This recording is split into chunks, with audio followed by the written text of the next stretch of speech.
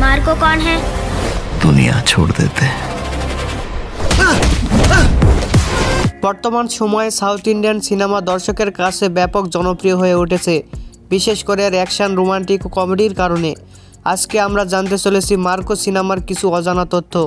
Marco সিনেমার budget কত, release হয়েছে কবে, পরিচালককে, সঙ্গীত পরিচালককে, এমনকি হিট হয়েছে নাকি ফ্লপ হয়েছে, সবই জানাবো আজকের এই ভিডিওতে।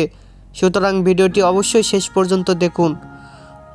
প্রথমে আসি পরিচালকের কাছে। এটি পরিচালনা করেছেন হানিফ অ্যাডনি এবং মিউজিকে রয়েছেন কেজিএফ খ্যাত মিউজিক ডিরেক্টর রবি বসু এবং অভিনয় করেছেন উন্নি মুকুন্দন, কবির দুহান সিং, ইউকতি থারেজা সহ আরও অনেকে।